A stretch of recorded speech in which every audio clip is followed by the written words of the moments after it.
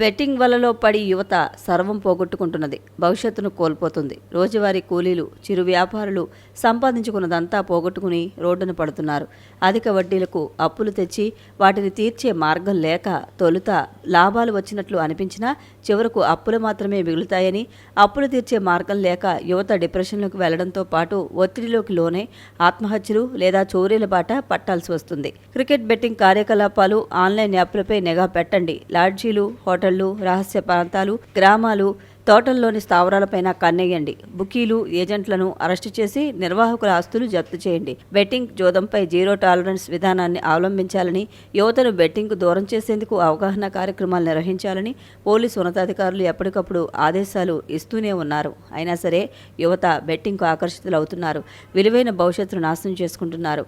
ఏలేశ్వరం గ్రామం దెబ్బపాలెం వీధికి చెందిన మజ్జి శివప్రసాద్ అనే 32 సంవత్సరాల యువకుడు బెట్టింగ్ వలలో చిక్కాడు. 4 లక్షల రూపాయల వరకు పోగొట్టుకున్నాడు. చివరకు ఇంటి దొంగతనాలు చేసే అవతారం ఎత్తాడు. ఉదయం పూట మోటార్ సైకిళ్లపై గ్రామాల్లో రెక్కి నిర్వహిస్తాడు. తాళాలు వేయకుండా ఉన్న ఇళ్లు, ఇంటి గుమ్మానికి తాళాలు తగిలించి ఉన్న ఇళ్లను ఎంపిక చేసుకుని దొంగతనాలకు పాల్పడుతున్నాడు. రంపచోడవరం, పోలవరం జిల్లాలో సుమారు 13 చోరీలు చేశాడు. అడ్డతీగల మండలం పాపంపేట గ్రామం జాతీయ రహదారిపై పోలీసుల వాహన తనిఖీలు చేస్తున్న సమయంలో మజ్జి శివప్రసాద్ ద్విచక్ర వాహనంపై అనుమానాస్పదంగా కనిపించాడు. పోలీసు విచారణలో విస్తుపోయే వాస్తవాలు వెల్లడయ్యాయి.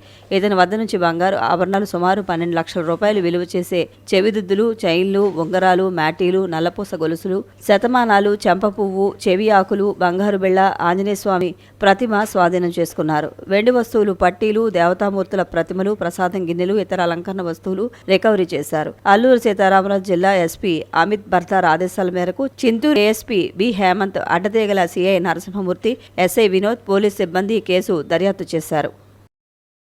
ఇట్లాంటి యాక్టివిటీస్ని అరికట్టడం అనేది జరుగుతుంది.